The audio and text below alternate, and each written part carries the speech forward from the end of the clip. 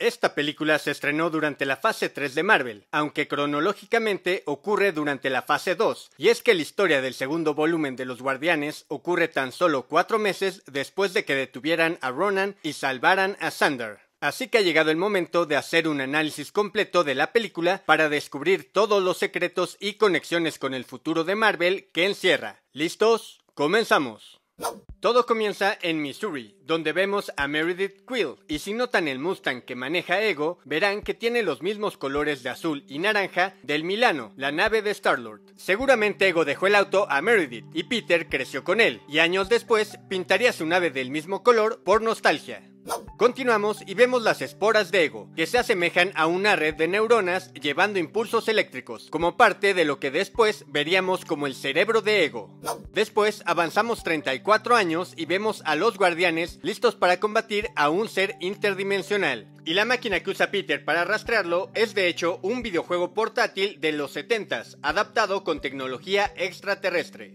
Luego vemos al fastidioso bebé Groot, que se pelea con un Orloni, la misma especie que Peter patea en Guardianes 1, y cuando Groot comienza a bailar al ritmo de Mr. Blue Sky, la captura de movimiento de ese baile la hizo el director de la cinta, James Gunn, y solo lo vemos detenerse cuando lo ve Drax, igual que hizo al final de la primera cinta porque, como nos dicen después, Drax odia que bailen. Gamora comienza la batalla usando una pistola, pero cambia a su espada, que es algo que debió hacer desde el principio, como le dice Peter, ya que su espada, llamada God Slayer, según el diccionario visual de Marvel, es capaz de cortar hasta la piel de los Asgardianos, y por eso es que la intenta usar para atacar a Thanos en Infinity War. Después van por su pago con los soberanos, que nos explican cómo es que cada uno de ellos es diseñado genéticamente en una cápsula, una explicación que sirve para entender la escena postcréditos cuando vemos la nueva cápsula donde Ayesha diseñó a un nuevo ser. Los guardianes se marchan y Peter se cambia su camisa, y esta dice Gears Shift, que se traduce en algo así como cambio de marcha, y debajo dice una invención galáctica de Tennessee, y este es el nombre de la diseñadora Karen Tennessee, que ha trabajado en conceptos para Marvel. Aquí también vemos que Nebula no reparó su mano que se cortó al final de Guardianes 1. Recordemos que solo han pasado 4 meses desde aquella película, pero de seguro no han sido muy buenos para Nebula. Y otro detalle interesante aquí es que vemos a Drax practicar su técnica de invisibilidad, incluso sorprendiendo a Peter. Y como ya sabemos, esta técnica la perfeccionó en Infinity War, y aunque es solo una broma, creo que lo hicieron porque el color gris de Drax se perdía en muchas tomas, y era difícil de verlo si no lo iluminaban correctamente.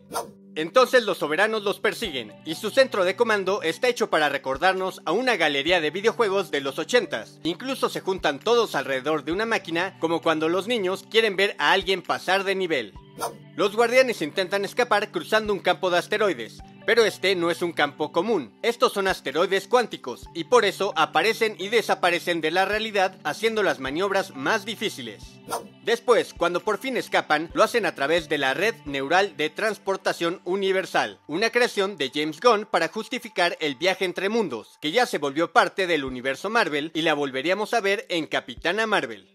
Y al llegar a la superficie del planeta, vemos a Groot comiendo dulces, que de acuerdo con James Gunn, lo hace dentro de la misma maceta en la que creció, aunque luce un poco distinta.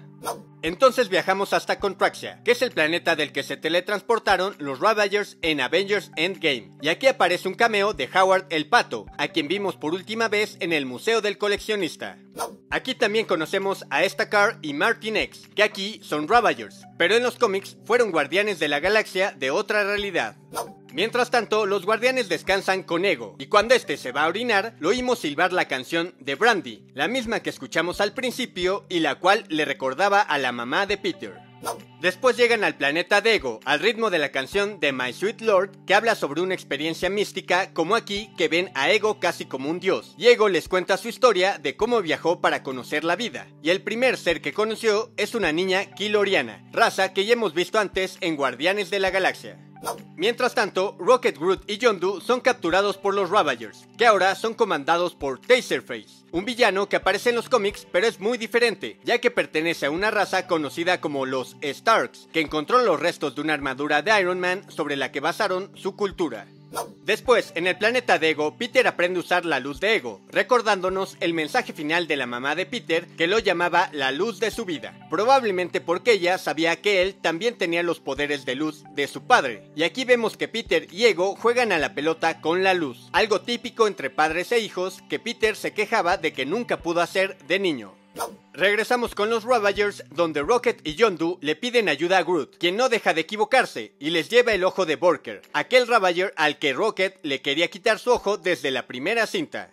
Y luego de eliminar a todos los Ravagers, se escapan en la nave, y en la computadora aparecen varios planetas. Además de la Tierra y el planeta Dego, podemos ver a Dreslar, un planeta del Imperio Kree. También está Hala, que es la capital de los Kree que vimos en Capitana Marvel, y Terma, otro planeta de los Kree que en los cómics fue donde los Guardianes encontraron a Adam Warlock. Después comienzan a dar los saltos por el espacio y vemos a unos Kronans peleando, y esta es la misma raza a la que pertenece Korg de Thor Ragnarok. Y en otro planeta vemos a los Watchers, seres que se encargan de observar los hechos que ocurren en distintas realidades. Y su informante es Stan Lee, quien dice que fue un mensajero de Federal Express, como vimos en su cameo de Civil War, aunque cronológicamente esa película sucede después. Y esta idea se le ocurrió a James Gunn después de ver las teorías de fanáticos que decían que Stan Lee era el mismo personaje en todas las cintas de Marvel, así que Gunn lo justificó diciendo que Stan Lee es un ser que da información a los Watchers. Volvemos al planeta Dego, donde Gamora y Peter discuten, mencionando que su relación se parece a la de Diane y Sam en Cheers. Esta fue una sitcom de los 80s donde los protagonistas no confesaban sus sentimientos uno por el otro. Aquí Peter también nos revela por qué no ha querido regresar a la Tierra y posiblemente por qué no se quedó mucho tiempo en ella después del funeral de Tony Stark en Avengers Endgame. Y es que Quill odia la Tierra porque le recuerda a la muerte de su madre. Tienes familia en la Tierra y jamás quisiste regresar. De nuevo, tú me hiciste venir y la Tierra es donde murió mi madre justo frente a mí. Después, Gamora se va a pensar, pero es sorprendida por Nebula en una nave, y esta escena es un homenaje a la cinta de North by Northwest de Alfred Hitchcock, donde el protagonista es perseguido por una avioneta. La pelea las lleva a sincerarse y Nebula le dice que su ojo y su brazo lo perdió por culpa de Gamora. Y en el cómic Preludio a Guardianes 1 vimos que Nebula tuvo que cortarse su propio brazo porque Gamora la abandonó en una misión por órdenes de Thanos. Y allí descubren la pila de huesos de hijos de Ego. Y de acuerdo con James Gunn, hay muchos easter eggs escondidos aquí, aunque nadie ha podido confirmar nada, y solo hay sospechas de que podrían haber criaturas de Star Wars, como este que podría ser el cráneo de un Gungan como Jar Jar Binks, o personajes de Disney como Stitch de Lilo y Stitch. Seguimos y Ego le sigue contando la historia de sus conquistas a Peter, y entre ellas vemos a una que es de la misma raza que Mantis, aunque James Gunn ha dicho que no es la madre de Mantis y por lo tanto Mantis no es hija de Ego. Luego llegan Rocket y Yondu al rescate, y vemos que el planeta de Ego forma una cara imitando a su apariencia en los cómics. Y la nave que usan para llegar al núcleo de Ego es precisamente una nave excavadora de la colonia minera del coleccionista, como las que vimos en Guardianes 1. La nave explota y Yondu logra flotar con una de sus flechas, y Peter lo compara con Mary Poppins, la protagonista de la película de Disney. Entonces, Ego comienza a expandirse por los demás planetas, y en la Tierra aparece un cameo de los padres de James Gunn, además de la aparición del abuelo de Peter Quill. Y otros planetas en los que se expande son Sandar, Akon, alguna colonia Kree, un planeta con los Orloni, el planeta de los Snippers y el planeta del agente lagarto, los Easig. En ese momento, Groot logra plantar una bomba en la cabeza de Ego. Esto es similar a cómo Ego puso cáncer en el cerebro de Meredith. Y la escena también se inspira en una historia de los Cuatro Fantásticos en los cómics, donde es Ben Grimm quien coloca un propulsor en el cerebro de Ego para matarlo. Y usando las enseñanzas que le da Yondu como un buen padre, Peter logra controlar la luz y atacar a Ego creando la forma de un Pac-Man como el de los videojuegos. Finalmente, la bomba del cerebro de Ego explota y los guardianes salvan a toda la galaxia, pero la victoria tiene un precio y Yondu muere, y en su funeral le colocan el troll con el que lo engañó Peter en Guardianes 1 y otras figuras de su colección que colocaba en el tablero de su nave, además de cintas que son condecoraciones de las Fuerzas Armadas de los Estados Unidos. Durante el funeral vienen los demás Ravagers que hacen las mencionadas luces de Ogord en respeto a Yondu, mientras escuchamos la canción de Cat Stevens de Father and Son, que habla sobre un padre dando consejos y despidiéndose de su hijo. Y esta es una de las 300 canciones del dispositivo Zune que le dio Cracklin, un aparato de MP3 similar al iPod que no logró ser tan popular. Aquí termina la película, pero continúan las escenas postcréditos. En una de ellas vemos que se reúnen los Ravagers con personajes como Stakar, Martin X, Aleta O'Gort, Charlie 27, Mainframe con la voz de Miley Cyrus y Kruger, quien también es un hechicero supremo del espacio y la persona que probablemente teletransportó a todos esos Ravagers en la pelea final de Endgame.